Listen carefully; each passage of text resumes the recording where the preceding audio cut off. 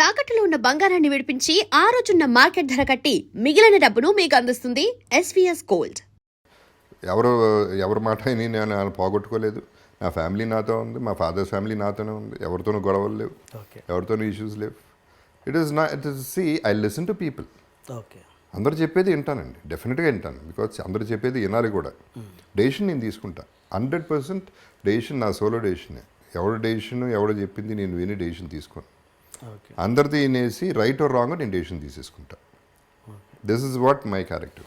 మీరు quick decision మేకరా or depends అండి. అది ఇమీడియట్ అంటే అది పర్ఫెక్ట్గా స్ట్రైక్ అయితే అది తెలుస్తుంది మనకి, ఇంట్యూటివ్గా తెలుస్తుందండి. ఇది 100% ఓకే అంటే వెళ్ళిపోతాను ఇంకా. సో ఇప్పుడు అట్లా అనుకుంటే అంతఃపురాలు చేయకూడదండి, వెబ్ సిరీస్ చేయకూడదు, సినిమాల వరకు చూస్తే. అండ్ న్యాచురలీ ఫ్యామిలీ మీద కంప్లైంట్లు, సిస్టర్ వాళ్ళ మీద కంప్లైంట్లు ఇట్లాంటివన్నీ చేస్తూ ఉంటారు ఫ్యామిలీలు, తెలుసు కదా. అవన్నీ నేను ఎప్పుడు కన్సిడర్ కూడా చేయలేదు. ఎటు చూసినా that's totally wrong this thing. వింటాం 100% వింటాను. బికాజ్ ఎవరు ఎట్లా ఫీల్ అవుతున్నాడు అనేది నాకు తెలియాలి ఒకటి. రెండోది I learn a lot of acting from that by listening. మన సినిమాకి వస్తే సైరా నరసింహారెడ్డి ఎలా ఉండబోతుంది మీ క్యారెక్టర్ కానీ? అంటే ఇప్పుడు చేసిన వాటికంటే భిన్నంగా ఉండబోతుందా? క్యారెక్టర్ వేరేగా ఉందండి. Sye Raa of course is a huge film.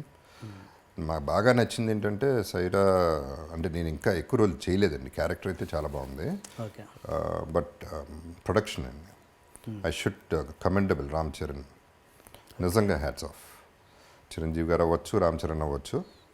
అక్కడ జార్జియాలో వాళ్ళు ట్రీట్ చేసిన పద్ధతి అంటే చిన్నాళ్ళని ఎస్పెషలీ యూనిట్ వాళ్ళని ప్రతి ఒక్కళ్ళకి భోజనం బ్రహ్మాండంగా పెట్టారు, స్టే బ్రహ్మాండంగా ఇచ్చారు, పాకెట్ మనీ ఇస్తూ ఉన్నారు, అందరూ బాగున్నారా లేదా చూసుకుంటూ ఉన్నారు. ఎప్పుడు పడితే ఎవరికి ప్రాబ్లం వచ్చినా డాక్టర్ దగ్గర తీసుకెళ్ళారు. Everything was done so well. ఆ మార్పు యాక్చువల్లీ అంటే ముందు కూడా ఐ డోంట్ నో, నేను వెళ్ళే ముందు చరణ్ ఒకరోజు వచ్చాడు, ఒకరోజు వచ్చి వెళ్ళిన తర్వాత మళ్ళీ ఇంకెక్కువ మార్పు తెలిసింది. అంటే silent AC, that is what I liked. సైలెంట్గా చేసి వెళ్ళిపోయాడు. సైలెంట్గా ఏం పెద్ద అడవాడు చేయలేదు, పబ్లిసిటీ చేయలేదు, ఏం చేయలేదు. చెప్పాల్సింది గట్టిగా చెప్పేసి వెళ్ళిపోయాడు. బడ్జెట్ కాదు ఇక్కడ, treatment. And I really hats off to Ram చరణ్కి. మీరు ఫస్ట్ టైం కదా చిరంజీవి గారి కాంబినేషన్లో చేయడం అయితే ఫస్ట్ టైం? ఎస్. చిరంజీవి గారితో చేశారు, బాలకృష్ణ గారితో చేశారు, నాగార్జున గారితో చేశారు, వెంకటేష్ గారితో బ్యాలెన్స్ ఉన్నట్టుంది కదా, అది చేశారు? వెంకటేష్తో చేయలేదు. చేయలే. ఎప్పుడు రాలేదా మీకు టాక్స్? పడలా, అట్లా పడలా. పడుతుంది ఇప్పుడు, ఉంటుంది కదా, ఏదో ఒకటి అనుకుంటే ఉంటుంది.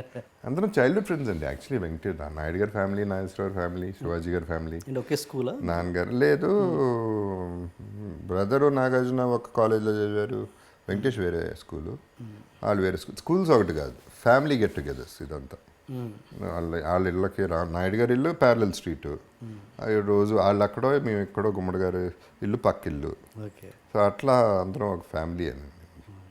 మీరు మామూలు కులం అన్నదాని పెద్ద ఇంట్రెస్ట్ చూపరు, బట్ నాగార్జున గారు మీరు ఎప్పుడు ఫోన్లో ఏరా చవ్ అంటే ఏరా చవ్ అని అనుకుంటారంట. ఏరా చవాలి ఫస్ట్ ఆఫ్ ఆల్, ఏరా అనుకోలేదు. నంబర్ 1 చౌదరి అనేది నాకు తాతగారి పేరు జగపతిరావు అవటం వల్ల, నా పేరు జగపతిరావు అవటం వల్ల అమ్మకి ఏమని పిలవాలో అర్థం కాల, జగపతి అని పిలవలేదు. సో ఆ దీంట్లో Chowdary was the simplest form. అది క్యాస్ట్ కాదు అసలు, ఇట్ ఈస్ మై నేమ్. ఇంట్లో పెట్టిన నేమ్ చౌదరి, క్యాస్ట్కి సంబంధమే లేదు. అండ్ సో అదేంటి, చౌదరి బికేమ్ చౌ. ఫ్రెండ్స్లో చౌ అయిపోయింది అంతే. చౌ ఇస్ నాట్ అ క్యాస్టే. అంత క్యాస్ట్ ఫీలింగ్ ఉంటే చౌదరి అని పిలవాలి. అంటే మీరు నాగార్జున ఈయన గురించి మాట్లాడదాం ఒకసారి. ఆయన ఫీలింగ్ ఎలా ఉంటుంది? మీరు కూడా ఆయనతో చాలా క్లోజ్ కాబట్టి నాగార్జున గారు, ఇంతకుముందు అర్జున్ గారి గురించి అడిగినట్టు నాగార్జున గారు మీకు ఏమైనా సజెషన్స్ ఇచ్చేవాళ్ళ ఎప్పుడైనా? నాగార్జున గారు ఫస్ట్ ఆఫ్ ఆల్ నాకంటే 2-3 years ఓల్డర్ అండి, అండ్ బ్రదర్ ఫ్రెండ్ ఎక్కువ. సో సజెషన్ అనేది అలా అంతవరకు ఎప్పుడు డిస్కషన్స్ అలా ప్రొడక్షన్లో చేశా. కానీ ఒకటి ఏంటంటే 100% నేను నిజం చెప్పాలంటే 2 రోజులకు ఒకసారైనా నాగార్జున తలుచుకుంటా. Because is living his life.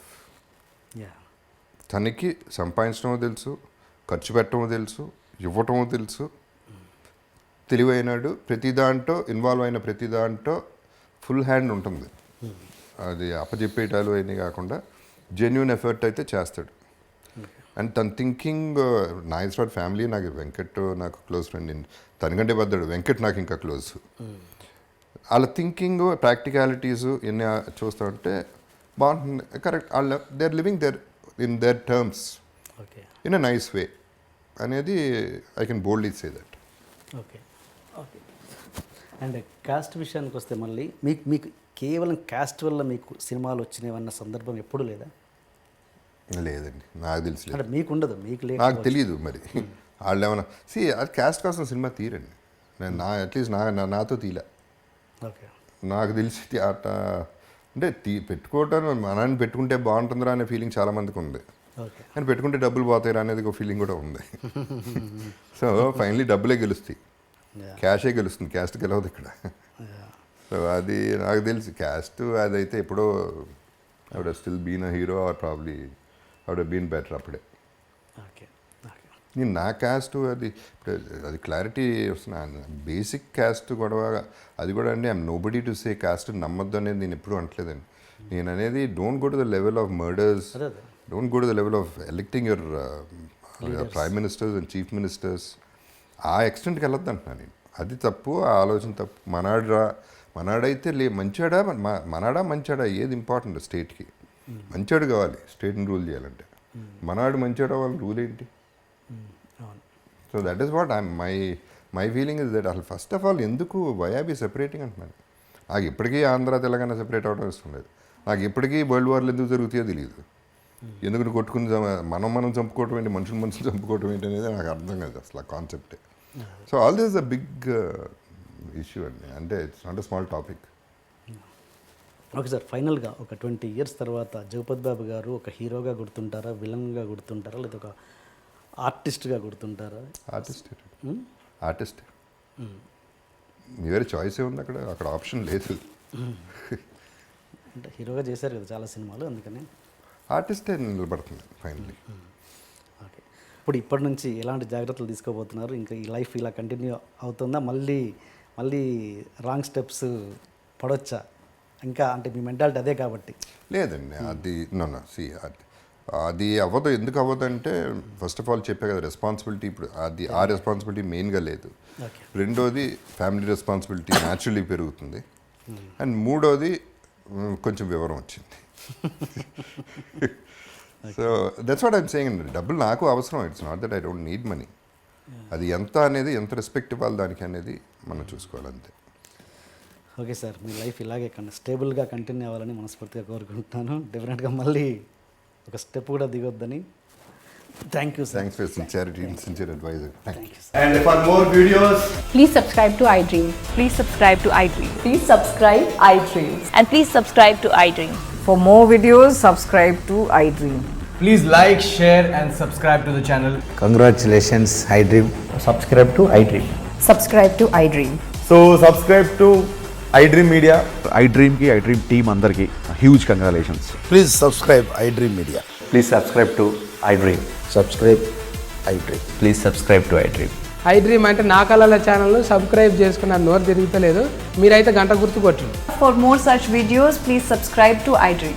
Subscribe to iDream. Please subscribe to iDream. Please subscribe iDream Media. Please do subscribe to iDream. Please subscribe to iDream Media. For best entertainment and information, please subscribe iDream. And don't forget to subscribe to iDream.